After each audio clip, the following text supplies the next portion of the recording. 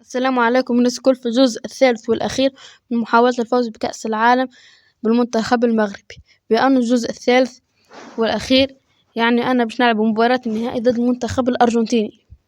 اللي متفرجش على الأجزاء اللي فاتوا ويدخل يتفرج فيهم خاطر فاتته برشا متعة. هذه التشكيلة باش نلعبوا بها اليوم،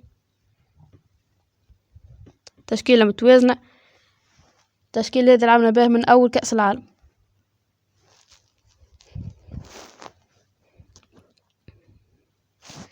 وإذا تتذكروا التحدي هذا كان من أحد المشتركين. وانتي زاد إذا عندك فكرة كتبلنا اسم البطولة واسم الفريق، على شرط أن يعود الفريق ما تمكنش في تاريخه من الفوز بالبطولة هيك.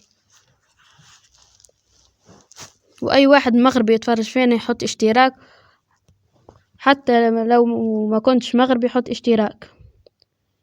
يمكن الاشتراك ما يعني لكش حاجة كبيرة، أمانة يعني لي برشا ويساعدني على التفوق. كرة أول فرصة عند عادلي يتقدم، عادلي يضيع الكرة.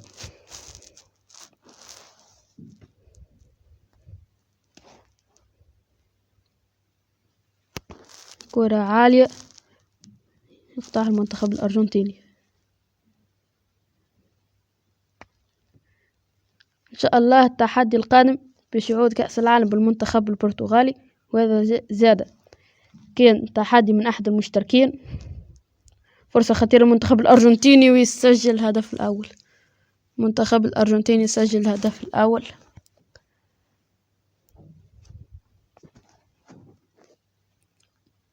هذه إعادة الهدف.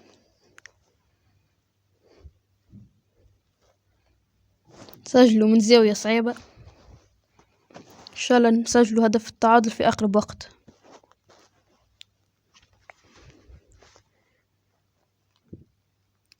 كرة عند المنتخب المغربي يتعدى، كرة عند عادلي الهداف الحالي، عادلي يتقدم وعادلي يضيع الكرة، يستعيد الكرة مرة أخرى.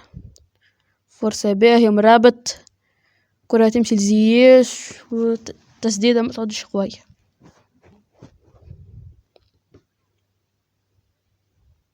وهكا يوفي الشوط الأول نتيجة 1-0.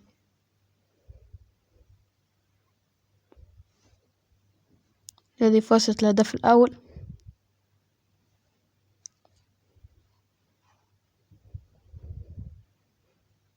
وهذه إحصائية الشوط الأول.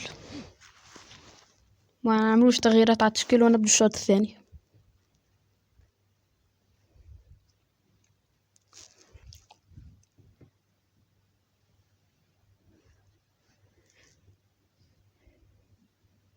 فيسا توا أي واحد مازال ما حطش أبونيه ولايك يحطهم توا باش يساعدني في التقدم ويزيدني ثقة بروحي.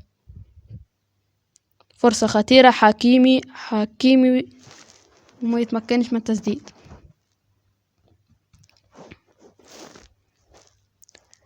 كرة تمشي عند زياش، كرة عند نصيري، زياش يضيع الكرة. فرصة خطيرة للمنتخب الأرجنتيني، ويتمكن الدفاع من العودة بسرعة. كرة عند زياش يتمكن من إيصال الكرة. ريشاردسون عادلي،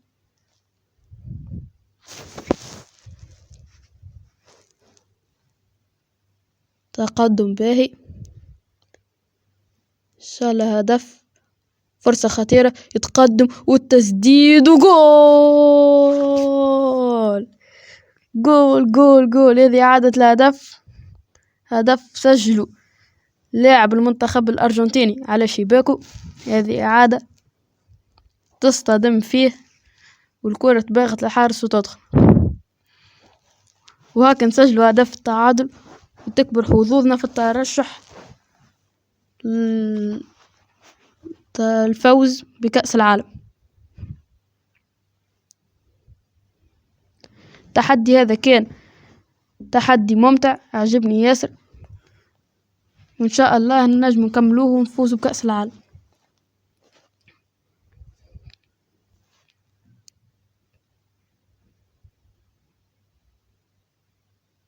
تغييرات في صفوف المنتخب الأرجنتيني. وهكا تنتهي المباراة بنتيجة 1-1، ونمروا للأشواط الإضافية.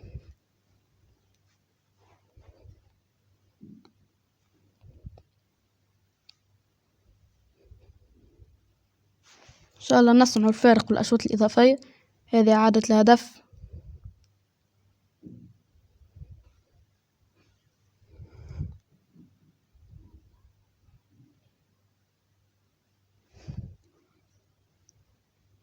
نبدأ الشوط الإضافي الأول.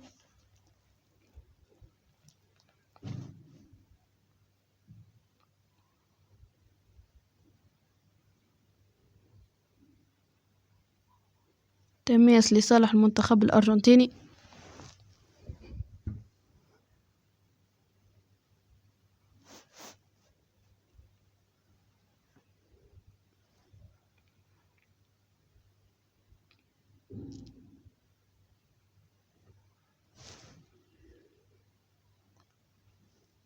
المنتخب الأرجنتيني يسيطر على الكرة، فرصة خطيرة، يتقدم نحو الشباك، يدخل مناطق الجزاء والدفاع يتصد. وهكا ينتهي الشوط الإضافي الأول بدون أهداف، وننتظر الشوط الثاني إن شاء الله نسجلوا فيه.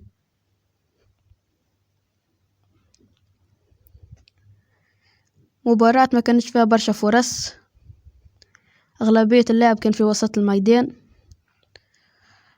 فرصة باهية المنتخب المغربي، حكيمي يتقدم، حكيمي والدفاع يتصد ويبعد الكرة. كرة تخرج للتماس، جياس بالتنفيذ، الصيري يلعب لزياش ويسدد الكرة بعيدة. ينتهي الوقت. هل هكا سددت كرة بعيدة؟ هذه الإعادة.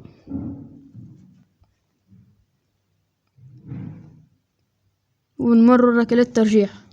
إن شاء الله نتمكنوا من والفوز بكأس العالم، ونحققوا رغبات المشتركين متاعنا. إن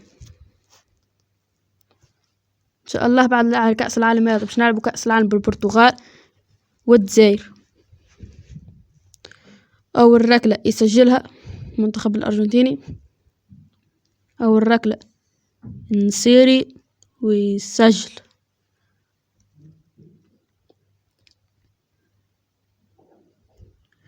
منتخب الأرجنتيني ضيع، إن شاء الله نسجلوها والحمد لله تتسجل. المنتخب الأرجنتيني حاليا مضيع كرة ويزيد يضيع الثانية. إذا نسجلوا هذه نضمن بنسبة كبيرة الفوز بكأس العالم. إذا يضيعوا الركلة هذه رسميا، إذا نسجلوا الركلة هذه رسميا نهزوا كأس العالم. امشي عادلي وجول المغرب لكأس العالم. المغرب تفوز وأكملنا التحدي بنجاح الحمد لله.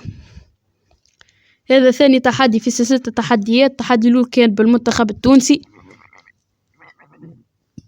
أنا عنده فكرة متاع بطولة أخرى غير كأس العالم، يكتبنا في الكومنتات ويكتبنا اسم الفريق، أما على شرط عضو الفريق ما هزاش. توفى المباراة.